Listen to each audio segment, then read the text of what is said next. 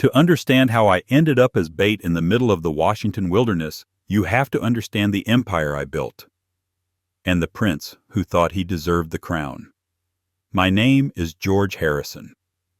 35 years ago, I started Harrison Precision Instruments in a garage that smelled of mildew and oil. I didn't have investors. I didn't have a safety net. I had a patent for a new type of microscalpel and a wife, Martha, who believed in me enough to work double shifts at a diner to keep the lights on. We built it together. Blood, sweat, and tears. By the time Martha passed away 5 years ago, Harrison Precision was the industry leader in robotic surgical arms. We were valued in the hundreds of millions. And then there was Lucas. Lucas was our late-in-life miracle. Born when the company was already taking off, he never knew the garage. He never knew the mildew. He only knew private schools, ski trips to Aspen, and a black American Express card that I paid off every month without looking at the statement. That was my sin. I loved him too much to let him struggle. I thought I was giving him a good life. Instead, I was crippling him. 2 weeks before the camping trip, the board of directors sat in my mahogany-paneled conference room. The atmosphere was tense.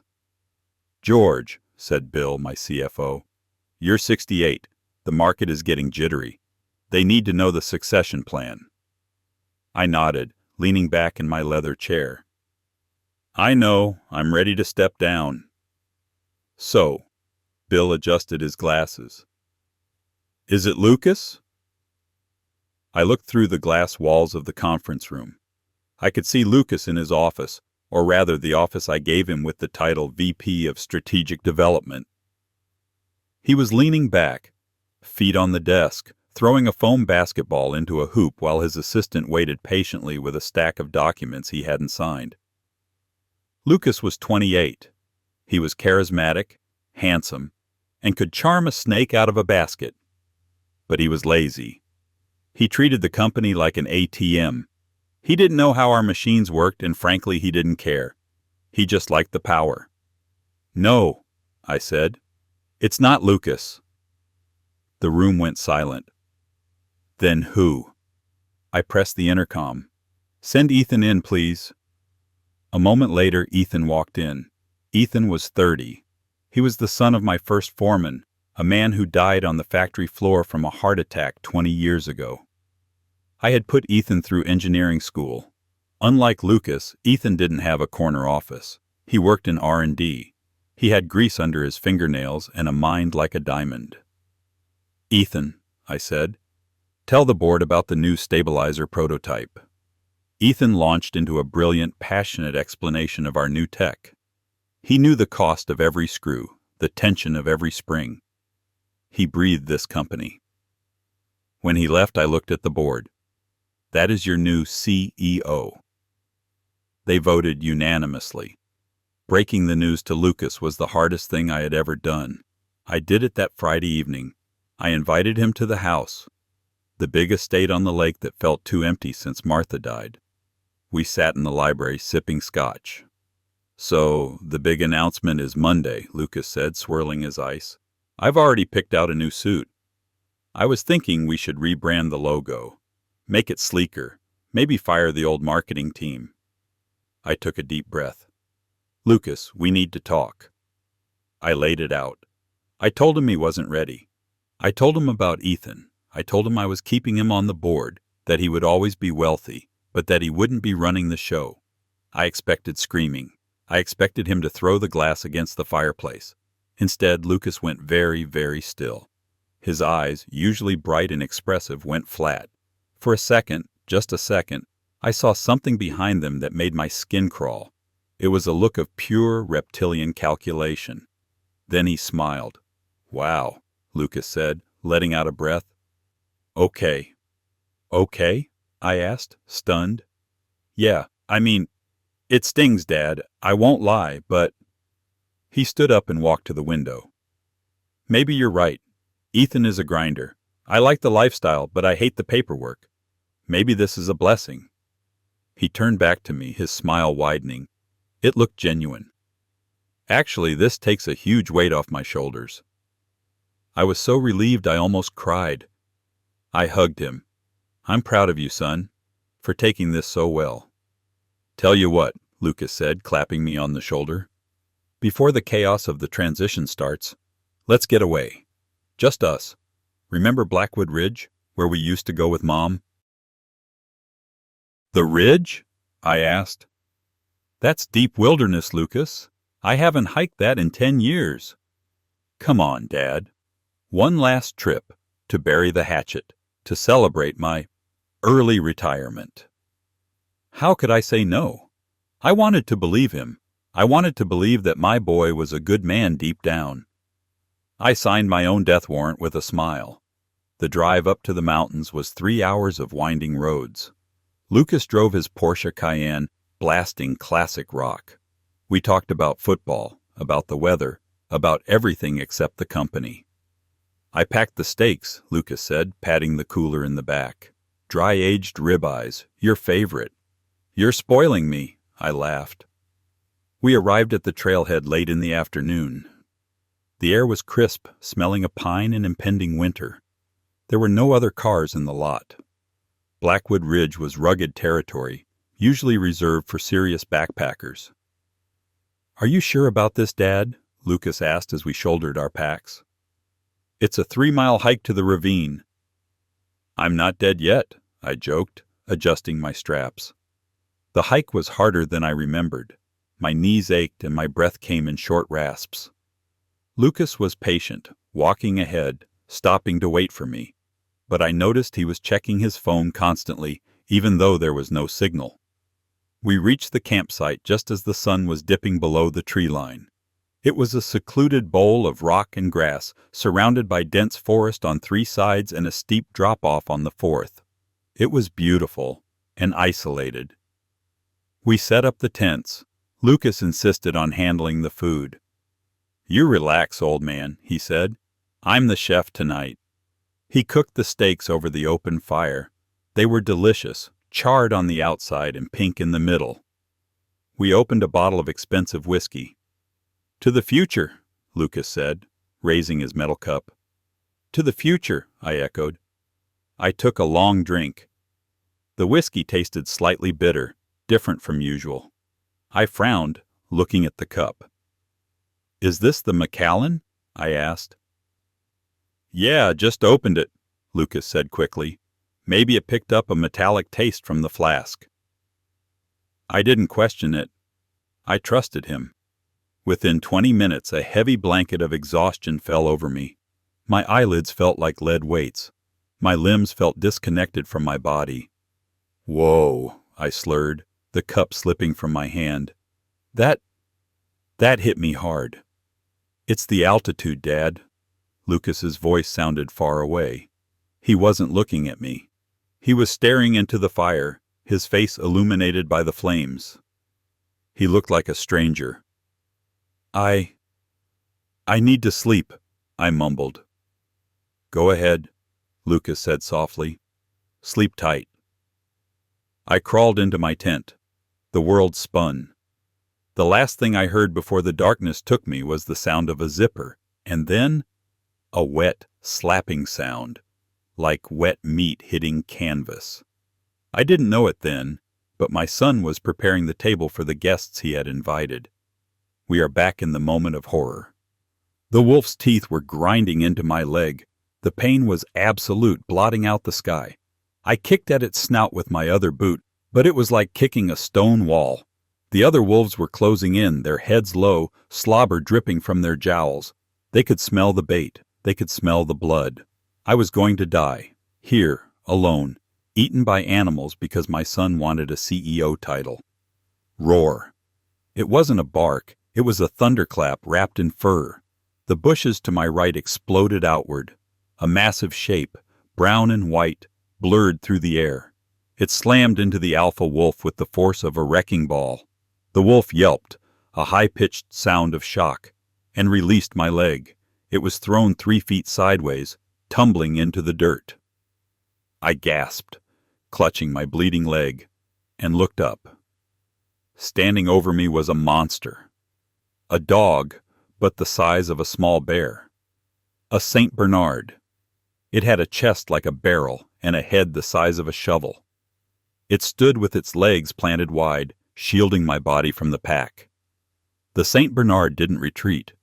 It curled its lips back, revealing teeth that matched the wolves, and let out a bark that shook the leaves off the nearby bushes. The alpha wolf scrambled up, snarling. It was fast, but the dog was heavier. The wolf lunged, and the Saint Bernard met it head-on, catching the wolf's neck in its thick fur. They rolled, a ball of snapping teeth and growls. "Hey, get back!" A human voice. Rough, commanding. Crack!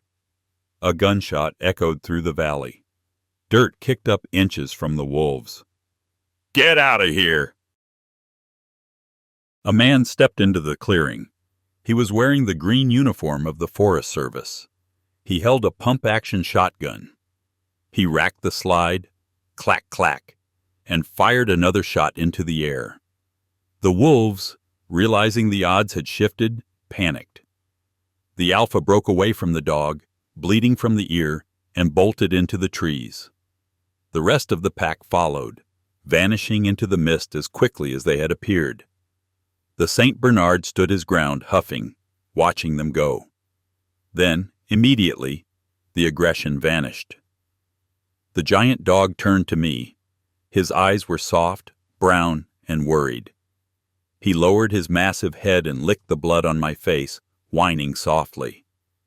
The ranger ran over. He was an older man, maybe my age, with a weathered face and a name tag that read SGT Miller. "Easy, Barnaby, easy," Miller said to the dog. He knelt beside me, his eyes widening when he saw my leg. "Jesus, that's a bad one. Sir, can you hear me?" "I hear you," I gritted out. My son left me." Miller quickly unbuckled his belt and used it as a tourniquet above my wound. "We've been tracking that pack for a week. They've been aggressive, but they don't usually attack a campsite unless—" Miller stopped. He sniffed the air. He looked at my tent. He walked over and swiped a finger against the canvas. He brought it to his nose. "Hamburger meat," Miller said, his voice dropping to a growl, "and steak blood." He walked around the clearing. He found the chunks of raw meat scattered in the grass. He came back to me, his face grim. "Sir, did you put raw meat on your tent?" "No," I whispered, tears mixing with the dirt on my face. "My son, Lucas, he insisted on cooking. I passed out." Miller looked at the empty spot where Lucas's tent had been. "Barnaby picked up a scent trail down the ridge. Someone left in a hurry. Did he have a vehicle?" "Black Porsche," I said, feeling lightheaded. He has a board meeting today. At noon. He thinks I'm dead." Miller pulled out his radio. "Dispatch, this is Miller. I have a code 3 at Blackwood Ravine. Victim with severe animal bites. Requesting medevac.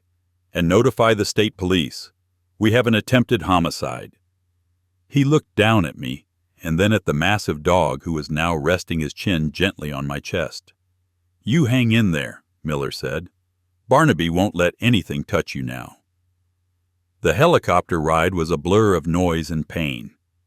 They airlifted me to the county trauma center. The doctors said the wolf had missed the femoral artery by an inch. I needed 40 stitches and a round of rabies shots, but I would keep the leg. The police were waiting for me when I woke up from surgery. Ranger Miller was there too. "We found the receipt," Miller said. He held up a plastic evidence bag. "Found it crumpled in the fire pit. Your son bought 5 pounds of ground beef and 4 ribeyes at the grocery store in town yesterday. We also found traces of crushed sleeping pills in your metal cup." A detective stepped forward. "Mr. Harrison, your son's car was logged by a highway patrol camera leaving the mountain access road at 3:45 a.m. He didn't call 911. He drove straight to the city." "What time is it?" I asked, trying to sit up. "It's 11 a.m., the detective said. "The meeting," I said. "The board meeting is at noon. He's going to take the company." I looked at the doctor. "I need to leave." "Mr. Harrison, You just had surgery." "I don't care if I bleed out in the car," I snarled, channeling every ounce of CEO authority I had left. "Get me a wheelchair, get me some painkillers, and get me to my office." The detective looked at Miller. Miller nodded. "I'll drive him. Barnaby is in the truck." Harrison Precision Instruments headquarters is a glass tower in downtown Seattle. When Miller's truck pulled up to the front, the security guards looked confused.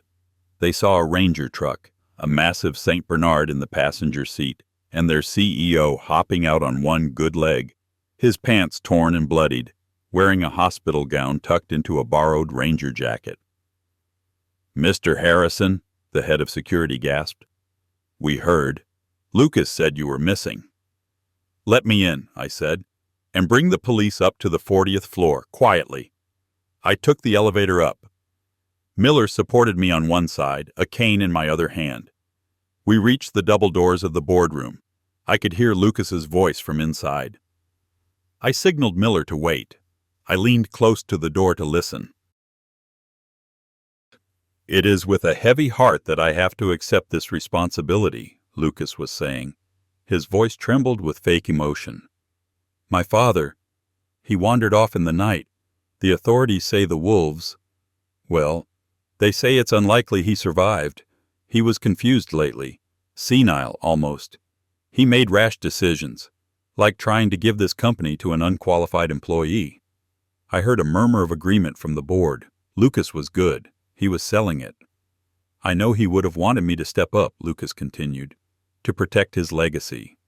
So, I am asking for an emergency vote to install me as interim CEO, effective immediately. We need to calm the shareholders." "I second the motion," someone said. "All in favor?" I pushed the doors open. They slammed against the walls with a bang that silenced the room. Lucas was standing at the head of the table. He was wearing a black suit, looking somber. When he saw me, the color drained from his face so fast he looked like a corpse. "Dad?" he squeaked. I hobbled into the room. I looked like a revenant, bloody, bandaged, dirt in my hair, eyes burning with a cold fire. "You're a little early for the funeral, Lucas," I said. The board members gasped. Ethan, sitting in the corner, stood up, his eyes wide. "George, you're hurt." "I'm fine, Ethan," I said, never taking my eyes off my son. Lucas began to back away. Dad, you're alive." "Oh, thank God. I searched everywhere. I was so scared." "Stop it," I said. My voice wasn't loud, but it cut through the room like a scalpel. "Stop acting." "Dad, I don't know what—" "You left the campsite at 3:45 a.m., I said, stepping closer. "You drove 3 hours back here while I was unconscious. You rubbed raw meat on my tent. You baited the wolves, Lucas." The boardroom erupted in whispers. "That's a lie!" Lucas screamed, his mask slipping. His face twisted into an ugly sneer. "He's crazy! I told you he was senile. Look at him. He's delirious from the woods." "We have the receipts, Lucas," I said. "We have the dashcam footage. And we have the sleeping pills you put in my drink." I motioned to the door. "And we have the police." 2 officers walked in, followed by Ranger Miller. Lucas looked at the window, then at the door. He was trapped. He looked at me, and for the first time I saw the boy I used to carry on my shoulders. He looked small. "Dad," he whimpered. "Please. I deserved it. It was mine." "Nothing is yours," I said. "You didn't build this. You didn't work for this. And you certainly didn't earn it." The officers grabbed him. As they cuffed him, he started crying, angry, selfish tears. "You chose him!" Lucas screamed, pointing at Ethan. "You chose a stranger over your own son." "Ethan never tried to feed me to wolves," I said quietly. They dragged him out. The room was silent. I slumped into a chair, the adrenaline finally fading, the pain in my leg returning with a vengeance. Ethan ran over to me. "George," he said, "I'm calling an ambulance." "I'm okay," I said, patting his hand. "Just get me some water. And tell the board we're proceeding with the transition. You're the CEO, Ethan, as of today. The trial was short. Lucas's lawyer tried to plead temporary insanity, claiming the stress of the demotion caused a psychotic break. But the receipt for the meat and the sleeping pills proved premeditation. He had planned it for days. The jury didn't have much sympathy for a rich kid who tried to murder his father for an inheritance. Lucas was sentenced to 20 years in a maximum security prison. I visited him once, a month after the sentencing. We spoke through the glass. "Why?" I asked him. "I gave you everything. You had millions in the bank. You had a life of ease." Lucas looked at me, his eyes dead. "It wasn't about the money, Dad. It was about the winning. You told the world I wasn't good enough. You embarrassed me." "I tried to save you," I said. "Well," Lucas sneered, "you failed." I hung up the phone and walked away. I haven't been back since. Chapter 8. A New Pack. 6 months have passed. Ethan is running Harrison Precision Instruments. The stock is up 15%. He's doing a better job than I ever did. He treats the employees like family. Real family. I retired completely. I realized that I had spent so much time building a company that I forgot to build a life. I sold the big estate on the lake. Too many ghosts there. I bought a cabin, ironically, not far from the Blackwood Ridge. I donated a significant portion of my wealth to the National Park Service, specifically earmarking funds for better equipment and ranger salaries.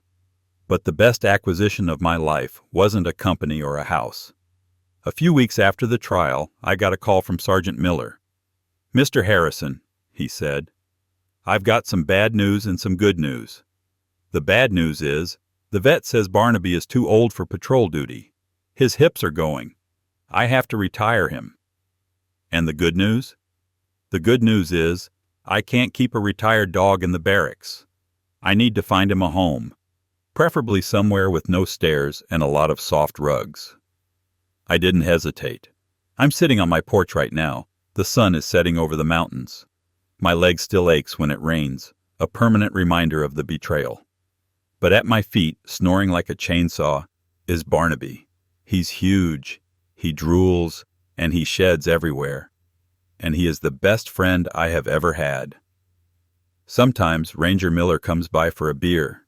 We sit and watch the sunset. "You know," Miller said to me last week, "they say blood is thicker than water."